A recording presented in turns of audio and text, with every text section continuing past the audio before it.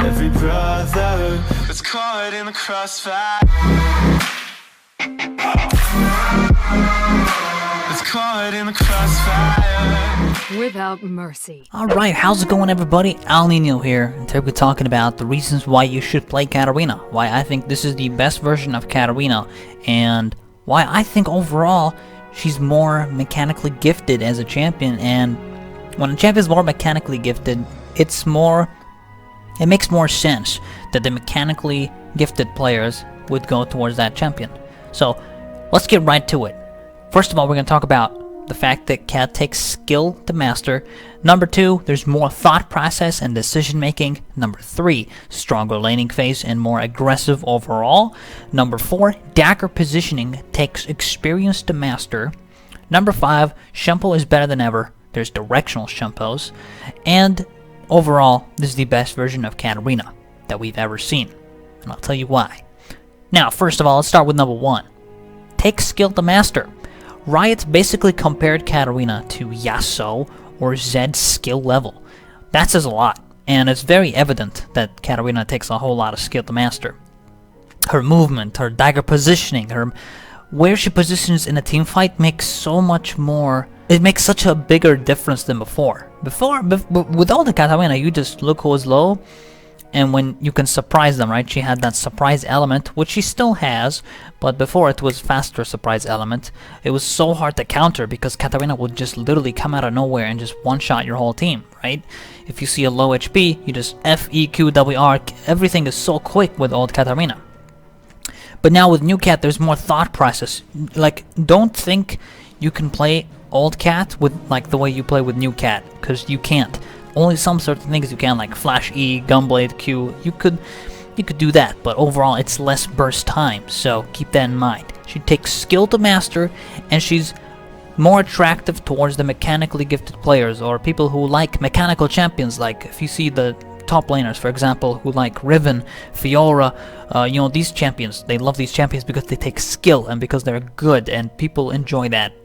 I mean, who would enjoy playing Maokai, Mondo, Malphite? Like, I don't know. Personally, I find these champions incredibly boring, and it takes no skill to master them. They're just generally good top laners to play because they're good, but they don't require high mechanical skill level.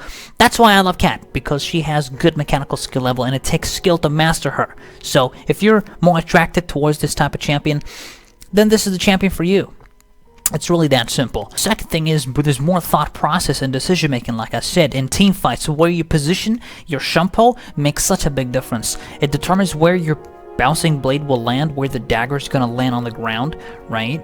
And having that just makes it overall, there's more thinking going on. There's more like, oh, how do I position in this team fight? Should I go behind the vein so that my Q is going to land in this direction, so that when I get a reset, I can shunpo there? You know, so there's more thinking, right? And that's why you should play this champion, because there's more thinking behind her. Overall, I think this is good for her. This is really good for Katarina, and especially if you play a lot of it, it becomes more fun to play, right? At first, you might be like, this is not the same Katarina I knew.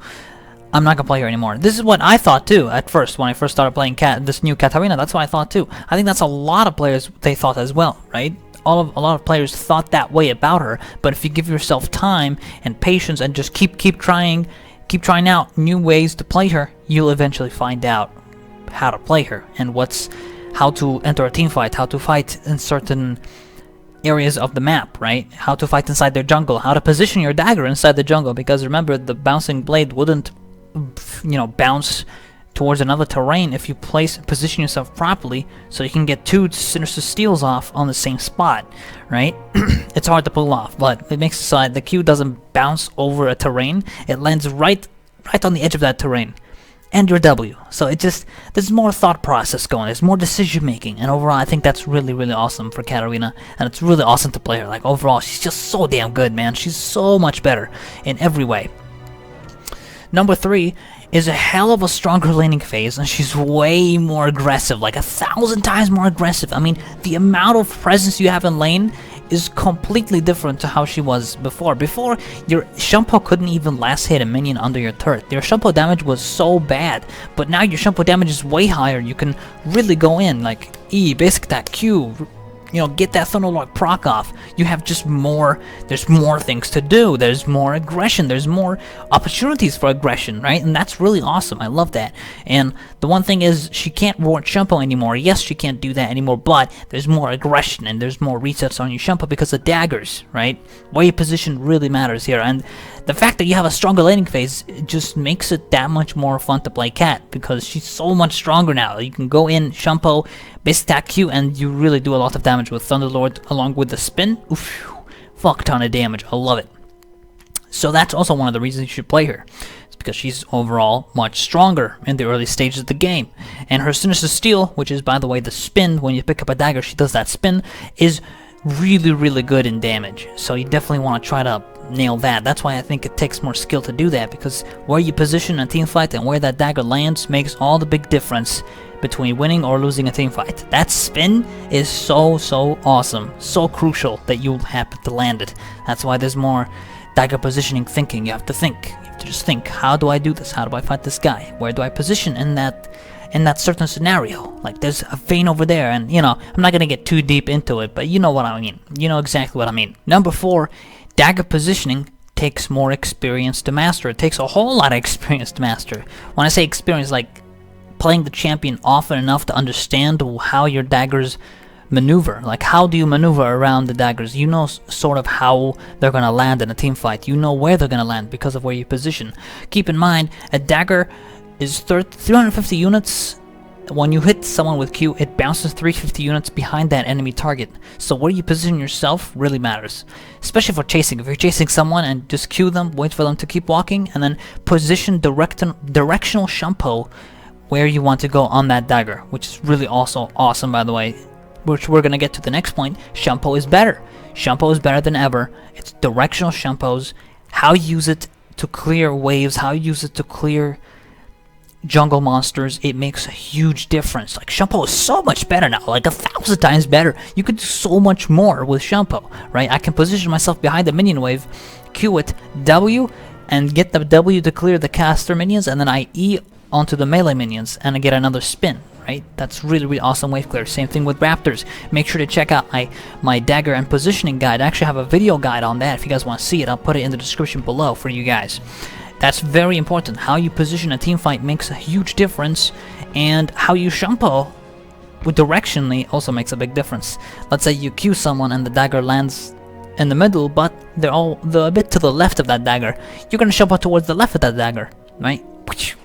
Right? You shunpo on the left, get that spin off, right? You wanna get that Sinister Steel off as effectively as you can. Try to get it as much as you can. And just really pay attention to where the enemy is. Don't just, you know, press E on the dagger and not know, like, where you're gonna spin. You have to position your mouse directionally and get that spin off. So, yeah, that's pretty much it. This is the best version of Katarina. Period. This Katarina is so much more versatile. There's more decision making. There's more thought process. With all the Katarina, you just go in, F, E, Q, W, R, get resets, right? That was her. But you have to look at Riot's side, right? They looked at it and they thought, okay, it's really hard to react to something like that, right? The whole point of the Katarina rework is to lower the burst time. That's why they did this, to lower the burst time and make it more fair. Like, they want players to think, like, they want ADCs who get bursted by Cat to think, oh, well, I actually got outplayed there. There was nothing I could have done. I tried and Katarina outplayed me. They don't want people to think, oh, well, that was bullshit. I just got one shot bursted and there was nothing I could do about it. That's bullshit, right? So they want players to think like that. You know, it's evident because of shunpo's cast time, right? There's a shunpo cast time now. 0.25 seconds on shunpo, by the way, is the cast time. Like, the cast time is when you press E, she doesn't instantly shunpo to that minion or champion. She would do like a little movement like this, and then she would shunpo. 0.25 seconds. It's still pretty fast. It's still pretty flashy. So it's just less. It's less cast time, but it's no problem really. I mean, I've been having great success with Gunblade Katarina. I think it's incredible. Gunblade Katarina is so damn good. It's just you E with your put Gunblade on number 3 because E is closer to number 3. Just press them together. Q, W, R. Like, it's just amazing.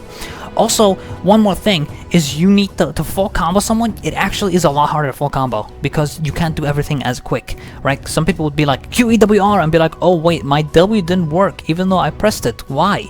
I mean, I pressed QEWR, but W didn't work. The reason being is because shunpo has a cast time. You can't do things quickly like this. You have to QEWR. Don't be like QEWR. Don't be like instant, because then your W won't go off. So keep that in mind, right? At first, you know, it might be annoying, but try to get used to that. Try to at least get an auto attack off as well when you E on someone, because if you go gunblade and AD marks, it's so amazing. Shunpo on scaling, you know, shunpo has AD scaling right now, and your passive, the spin, also has AD scaling. Your R has AD scaling. So overall, gunblade's a fantastic item, and overall, this is a fantastic Katarina. That is about it. Thank you guys so much for watching, and y'all have a fantastic, fantastic night, or evening, or morning, whatever time it is for you right now, and I will see y'all later. Have fun with Katarina, and I'll see y'all on the Rift. Peace out.